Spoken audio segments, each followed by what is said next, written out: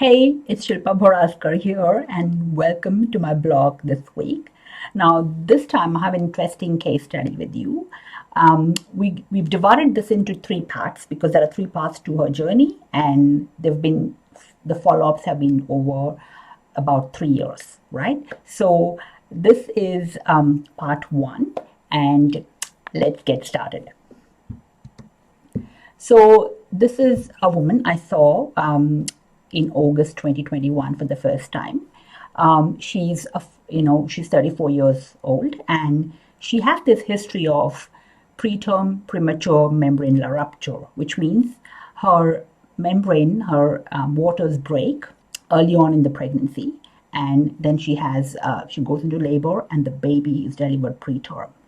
Now, unfortunately, she's had two of these, one, in the 13th week and the other in the 18th week. And both times she went into premature labor and she lost her babies.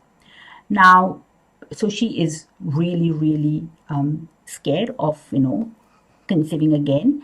And she's seen gynecologist in New Zealand. She's from New Zealand. She says he knows my full history. She's had multiple tests done, her blood work, her antibodies reports, her cervical screening, cervix competency, everything is normal. There is no cause detected. She lives a very good, healthy lifestyle. And she's at her wit's end. She doesn't know what to do. And so this is how she came to me. Now, she says, when I ask her, I always ask my patients, what is it that you really want from homeopathy? And she says, all the doctors are focusing on my fertility, but not my whole being. I really want to reset my body. I want to get into a place where I'm feeling really well, where I'm more confident of going into another pregnancy. So I asked her what exactly happened, when there were these ruptures in the last two pregnancies. And she said they were similar. The symptoms leading to ruptures were going across 3 days. She says, I felt I had a cold both times. And then I had this aching in my lower legs, which was ascending up through these days. And when they came up to the pelvis, the membranes ruptured. She felt very cold at night, and she was very tired and fatigued, and she had a very dry skin around that time. Now, she also has other issues. She's under a lot of stress. She has trouble relaxing and falling asleep. She's quite restless in her legs. She says, my legs won't relax, and I ache at night. She's taking magnesium salts before she goes to bed regularly, but they don't help a lot. So this was how we went to the mental state of what was going on around her life. She lost both pregnancies in 2020, which was 1 year before I saw her. So she says, after my first miscarriage, her husband and her decided to move to New Zealand. So her husband comes from New Zealand, and she's from Australia. Now, they have one son who is about 4 years old, and he was born in Australia. And she says all her family has always been on the northern beaches. It's the same suburb. She's lived there. Her family's lived there for 5 generations. So after that first miscarriage, she and her husband decided to go to New Zealand, where he comes from. But this was one of the most intense part of her life. So this was between the first and the second miscarriage. So she says the stress in the lead up to her move was very, very intense. And why was that? She says, my mother, she's a picture perfect mother, but she has bipolar condition. So she was absolutely adamant that she didn't want her daughter to go away to New Zealand. She was emotionally manipulative. There was a lot of pressure on her by a mother not to move. She was bursting into tears. She said, you're taking our grandson away from us. So there was a lot going on, an internal conflict within her. And she said, I wanted space, physically, emotionally, mentally, I wanted to recover from that first loss. I wanted the right to live the way I want. And in New Zealand, I found that support finally. So when she moved to New Zealand, she got in touch with the artistic community in New Zealand. She said, I found my people. I was less self conscious. I felt more validated and trusted for my ideas, for who I was. I had the freedom to create what I wanted. And, I just had the permission to grow and change and flourish in that. So, this is very important for her. So she's a creative artist. All her life, she's engaged in different things, ideas and projects. And, she went to art school. She met her husband. They, when she went on a holiday, and that was a rejuvenating, recharging holiday. And that was when she found she was pregnant for the very first time with her first son. But when she got pregnant, she had that feeling that I will be lost in motherhood. And a part of her was desperate to come out. So at that time, she started a business with her friend on creating, creative sunglasses. So that was during that first pregnancy. And then after that, so her son was born normal and everything was okay. But soon after that, she had started getting these arguments and conflicts with the business partner. She said, I had to ask her for the permission to create. So the first few months of the business was really good when they were, product designing and going through the whole creative process. But then once things started settling in, there was this conflict going on. She said, it is the same with my mother. Her control undermines my sense of self, my instincts, and my decision process. And then it's the same now with my baby. So when she had those arguments and conflicts with the business partner and that intense period with, everything going on, she lost the first baby. And then she lost, the second baby after she moved to New Zealand. So she said, I'm scared of my body after I lost my babies. I'm so disappointed in myself. I really want to be in tune with my instincts and with my body. So as you can see, there's a lot going on here. So I went to her dreams, because sometimes the dreams can tell us the more subconscious picture, because there's a lot of information and a lot of issues coming up here all at the same time. And she's a very good, history giver. She talks really well. So the dreams ground you on facts. So she said, I had really scary dreams as a child. I was afraid of men. There was no reason to be afraid of men. She had really good role models in her family, and she had really good relationship with her dad.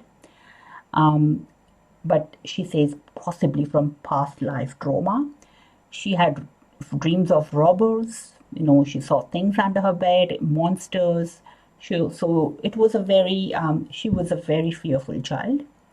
And then she said, I have been having these recurrent dreams since as long as she can remember, in her childhood and later on in her 20s, where she could fly. But she could fly only if she ran fast enough. So she had to, run and gain momentum to take off, and then she could fly. So that was a very interesting dream. And when she talks about her dreams, and we know at a deeper level she's looking for more, we ask her about the experience, because this is like a case where it's already going to stage 3. She's speaking about her emotions, she's speaking about her dreams, and she's, now we need to find the connection between the mind and the body, what's happening around, the membranes breaking and the miscarriage, and can we find something in a mental state that's connecting? So this is where I actively take her to stage 4. So the experience in dream, she says, I feel very tense and heavy. I feel like my legs are like concrete. They're stone dense. I'm weighed down. And my body shape is changing. My face is widening. My nose is growing. And I'm taking up all this space. Remember, she spoke about space and wanting that space that's the reason she went to New Zealand. So she says there's this physical heaviness coming up in my body when she's trying to fly. And then she says, this is the same heaviness I felt before my membranes ruptured. My muscles were bound tight. I could not relax. I was clenched. I was aching in my calves. There was this restlessness in my legs, and I couldn't control. How could I relax them? I couldn't control the relaxation of my muscles, and magnesium salts were not helping anymore. So this is interesting, right? So there is this heaviness and this tightness and this clenched, sort of not being able to relax at all. So I asked her the opposite. And then she says the opposite is this flexibility to run and fly, to be relaxed, to surrender, to melt into the floor, feeling like I'm weightless, like I'm in water. It's like I'm floating on a wave. It's the lightness, the flying, like I'm flying around among trees, and it's that beautiful experience that I get. So that was the case. That was all she could give in that first consult, and it went on for a long time, about 1.5 hours. But I found she was repeating things, she was going into stories, but that was the experience I could boil down to at the end of that whole process. So I thought I had enough to actually go and give my first prescription at that point. So this was what I had in my mind. So I basically, this whole prescription was based on my understanding of medica and of kingdoms, and of, I used this, the group analysis approach because she was at stage 4. So the remedy I chose for her was Fagus Sylvatica. So this is made from the European beech. It's made from the tree, and it belongs to the Homoeopathy. Now the whole experience of this family is about, on one hand, they feel they're closed, they're shut in, they're confined as if they're in a box, pressed, dragged down, and really heavy and weighed down. And the opposite is about open, expanding, enlarged, flying, floating, lightness, and freedom.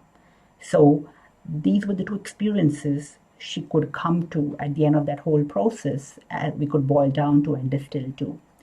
And then in these dreams, which gave us the more important, deeper understanding, she was trying to fly. She could fly only if she ran fast enough. So there was a lot of effort going on into that flying. And based on this, I gave her the remedy Fagus Sylvatica for 2 reasons. One is Dr. Sankaran puts this under ringworm miasm, which is trying to fly, but also because I've used this remedy in a number of my patients in my practice, and this is a very typical dream that I've seen about flying. Flying is a common dream you would have seen them in quite a few patients. But in this particular aspect, there is this whole process of trying to fly. They cannot float, they cannot reach up because they're making a lot of effort, and finally they can fly. That is what I've confirmed in my patients. So that gave me another confirmatory factor to use Fagus. So this was my first prescription. I gave her 1 dose. So it was a series of 3 doses, test doses, and once she had some form of the remedy registers, we stopped dose. So she comes back after 1 month. So she comes in September 2021, and the first thing she says is, I'm sleeping better. I'm falling asleep easier. I'm staying asleep. My achy legs in the morning do not feel chronic as it felt before. They were very cold as well. I used to wear socks. I don't need socks anymore. So straight away, there is some form of relaxation, some form of, evening up in her body, which shows us something's happening here. And then she says, I have a lot of dreams now. Dreams when I was younger. And there is this lightness in the dreams, which is a very important factor. Because you remember, she had this dense, heavy dreams where she was making a lot of effort to fly. And now the dreams are lighter, which tells us something is happening at the subconscious level. There's a lots going on in my dreams. They obscure lots of situations, frivolous situations when I was young, say I was at a party, I'm buying a house, I'm seeing interesting people, I'm watching rom-coms, and all those lighter dreams that she had when she was in her 20s, which was one of her better times. Yeah. So that tells us there's a lot of detox happening. And then she says, I have had some arguments with my business partner, and we are now talking about breaking the business partnership. And she's talking to the lawyer. So there is some sort of stress going on still, around this. And there was a big trigger that happened in this month. So the business partner is in the UK, she's in New Zealand, and she sees, I can feel the pull. And if I cave in, I would be dropping my needs to satisfy her. So I feel very heavy and trapped. I feel I'm in a cage and it's too small and I have to crouch in. It's a small space you are in and you can't move in there. So straight away, she goes through the sensation, right? She just talks about the arguments and straight away she speaks about the cage, crouching in, and she says, I'm in like a small space and I can't move. And the opposite of that, she says, is outside in the trees, the full color of the blue sky. I'm taking up all the space. I'm wide open. I'm stretching. This colorful natural world around, and that's the joy. That's the beauty, and that's the experience of the opposite of this. And then she goes a bit further. And then she says, I remember when I was in a meditation dance program, and this is linked to the Kundalini dance that I, went through during that program.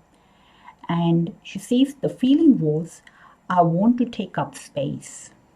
I needed to be seen, not stay small, not stay against the wall, but on the same context, I feel that I'm not prepared to deal with the consequences if I'm seen and if I take up space, I could upset people.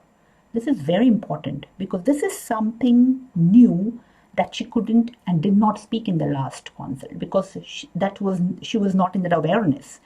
The awareness is coming up more deeper because Fagus has done something and opened her up in that zone, right? So she's now talking about that same experience, but she's now connecting it to something deeper. So we need to understand what's coming up here. She says, I want to be a calm, quietly confident person. I want to experience the feminism within it, to be creative, to be sparkly. I should have the room to move, but I'm worried I would be seen as an aggressive, opinionated person. Now, this is important. So on one hand, she wants to, take up space and be her feminism, be her feminine self and be this confident, creative, sparkly woman who knows who she is. But on the other hand, she's worried about upsetting people. She's worried about being too aggressive. She's worried about being opinionated. This is her conflict coming up. So ask her, what is it that you really want? And she says, I want to tap into the ancient wisdom. I want, and then she resonates with the trees and the forests because they do not have the turbulence of the ocean. She wants the calmness in the forests. She wants tools for her body to go back into that natural relaxation whenever these arguments happen, whenever she's stressed, whenever these triggers happen and these big imbalances happen. She says, I'm in a better space emotionally since the Fagus, but I need to own my body. I want to feel sound in my body and I want to get the strength and the confidence. And that is what she wants. So there is something very interesting that comes up beyond just openness and beyond just flying and floating. There is this aspect about owning her body and being the woman that she wants to be. So this was a new, deeper layer that we did not really recognize in the first consult. this is what I understand as the progesterone layer. Now, there's a very interesting physiological role progesterone has. So if you understand progesterone as a remedy, first at a physiological level, it's a steroid hormone, very similar to testosterone in men. Interesting because it has this whole, the estrogen and the progesterone are two different variations of this of hormones in women, but the progesterone is the more liberating, the more confident matriarchal type of woman. So she speaks about it's released from the corpus luteum, the adrenals, and the placenta. So it is from ovulation. After ovulation, when you have the corpus luteum, which releases the progesterone, it will continue to rise. If there is conception and if there is pregnancy, then it will continue to rise, right from conception to that early part of the pregnancy. And these levels actually prevent ovulation happening when you're pregnant. So it suppresses all the uterine contraction and it helps any preterm labor. This is very important. Low levels of progesterone can cause difficulty in conception and you might have recurrent miscarriages. So physiologically too, there is some sort of progesterone imbalance that you can see could have been a possibility here. But let's look at progesterone from a homeopathic point of view. So in Dr. Ghanshyam's Mammals book, I found a very interesting picture of progesterone. So he writes, the remedies made from the hormone progesterone, that was obtained from a probing by Jeff Johnson. And what you see in progesterone is, so he writes, these individuals are optimistic and determined. They prefer to work without obstacles and tend to put a lot of effort to accomplish their tasks. They tend to become workaholics and they're always struggling for a better performance. They prefer to keep their journey of performance going on without obstacles and interruptions. Basically, they're optimistic, do not get stuck with failures, and get ready to try again, and the cycle continues. Now, in females, we may witness qualities of high performance, duty-boundedness, determination, and strong will. If they are unable to take control of a situation, they may feel limited. They may sometimes feel that they have the knowledge and the influence, but do not have the power or control. So the characteristics of progesterone are commanding, giving orders, taking orders, authority, trying to take control, leadership within limits, reprimanded for overstepping authority. This is exactly what she's scared of. And then the women's wisdom of having knowledge and influence but not having the power or control. And then what you see is in pregnancy, there are these two conditions here, states here, safely held pregnancy versus stillbirth. There is regret of loss, weeping and crying. So they're trying, they're struggling, they're optimistic, determined, and hopeful.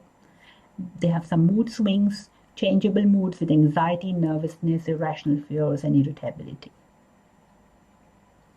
And then they've not been well since miscarriage. They're preparing for fertility. And this is exactly where you need the state of progesterone. Some of the symptoms that match her are insomnia and not being able to sleep soundly. So that was progesterone for me that, matched her at different levels. So I continued with Fagus Sylvatica because there was still a state of Fagus, plus it had registered well, but I went to 1M this time instead of 200 because things were changing at the subconscious, and whenever things change at a subconscious, she's vibrating at a much more higher frequency, so I raised the potency. It was just one dose once a month. And then the progesterone, I introduced it in a 30C because that was the potency I had. But I gave her just after ovulation because that's the time the progesterone starts increasing, the second half of the menstrual cycle, which is when we want to support her if she falls pregnant, when she decides to fall pregnant, right? So that is how we were helping with the progesterone level mentally, physically, and spiritually because she showed progesterone at all levels, right? So those were the two remedies. We worked together in two different potencies and a two-pronged effect going on right now. So she was not trying for conception because we wanted to first make sure that she's healed and she's at a space where she can then fall pregnant, right? So she writes to me immediately in 15 days. She sends me an email. She says, lately I've been feeling lighter and happier. I've had 3 really good belly laughs, which feels good and made me realize I hadn't laughed like that for a while. I've been feeling a bit more excited about nothing in particular. I don't feel afraid of my body anymore at the moment. My dreams have continued to be fairly colorful and light. I have had a really nice one last night that was super visual and kind of creatively inspired dream. So straight away we know something positive and deeper has happened after we introduced the progesterone. So this was in an email. She sees me in a month, in October, and she says, I'm pretty good. My dreams are back to normal when I was younger, and they continue to be lighter. So she's relaxed enough to nap in the day, which I used to do when younger. So now she can sleep in the afternoons as well. She says, I feel more tender in a sweet way. I don't know if this is due to progesterone. So there is an interesting situation, the aggression that she felt or she perceived. She now feels a bit more tenderness coming up there. She says, I'm seeing situations a bit clearer. I see the sweetness in it than getting wound up. I'm still getting achy legs, but not every night or morning. And then she says, my nervous system is kind of, wound up and anxious around dinner time. My legs feel all achy, so I used to have a glass of wine. But now she doesn't need wine anymore because she's kind of relaxed since the last 2 or 3 weeks. And then she's now having a lot of connection with water, which is very interesting. She says, I'm doing more swims. It's refreshing. So this is the time when she was visiting Australia, and there was lockdown and the flights had been cancelled. So she's now with her mother, right? So she can go to the beaches. She says, I trust my body more. I'm born and I've grown up in Manly, so more relaxed when I'm near water. In Auckland, where she lives in New Zealand, the closest beach is 40-minute drive through a forest. We can see a lot of trees, but I want to be in nature more regularly now. So she's enjoying being in water. And then she speaks something about the aggression. She says, I feel less aggressive since the progesterone. I'm much more tender, much more balanced. And then she says, my husband's family has all these opinionated, strong-minded women. And she feels you should be able to express your opinions and not feel like you are too much. A part of me bottled that up while growing up. A part of that anxious nervous system comes out through this aggression. Now that everything is balanced, it does not feel like this anymore. She's owning her power as a woman. That is one of the important shifts that happens with progesterone. So the differences between progesterone for me and estrogen for me is estrogen has this aspect of being dominated and being suppressed and sacrificing as a woman and giving in and letting in. But progesterone is the matriarchal, empowered woman who knows who she is, and she is the eternal mother. That's a very interesting clinical experience I've had with progesterone. So we continue with that same pattern of dosing of Fagus 1 m once a month, progesterone. We reduce it to just 1 dose now during ovulation to support her in the second half of her menstrual cycle. And we continue to do that from September to April. That's 6 months, right? That was a time where she would give herself all the space to heal and be ready for pregnancy. So she continued to unfold in a positive direction. She was pretty good. She was relaxed. Lots of dreams continued to happen. So she was detoxing. So we needed to give her that time because something was happening in the body and the progesterone state was being balanced. And then she says, most of the dreams, I'm not even emotional in them. I'm just observing. I'm not a part of the dream.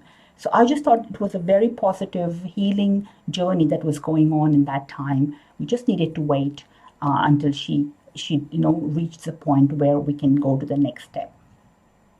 But something very interesting happened in April. She developed this acute urinary tract infection. This was one of the worst infections that she's had. This was the infection that happened even when she lost the first baby. And there was hematuria, and she came for the consult, and a huge block from the past came up when we were decoding what was going on during that acute state. There were memories from a childhood that were repressed started coming up. And this was one of the most important blocks that we needed to address before she could, conceive.